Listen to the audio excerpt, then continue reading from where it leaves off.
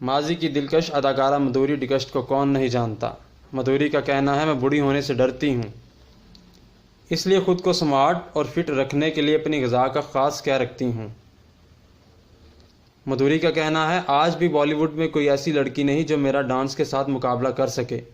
पाकिस्तान के मारूफ खबरसां अदारे UNP को एक इंटरव्यू में माधुरी का कहना था, कौन कहता है कि मैं बूढ़ी हो गई हूँ? क्या मेरी फ़िटनेस से आपको लगता है मैं बूढ़ी हूँ? आज भी बॉलीवुड में कोई ऐसी लड़की नहीं जो मेरा डांस के साथ मुकाबला कर सके। एक सवाल के जवाब में माधुरी का कहना था, हाँ ये सच है, मैं बूढ़ी होने से डरती हूँ। यही वजह है ख़ुद को स्मार्ट और फिट रखने के लिए अपनी ग़िज़ा का ख़ास ख्याल रखती हूँ और इसके अलावा वर्जिश बाकायदगी से करती हूँ। सुबह सवेरे उठना और सैर को जाना मेरी मामूल की आदत है।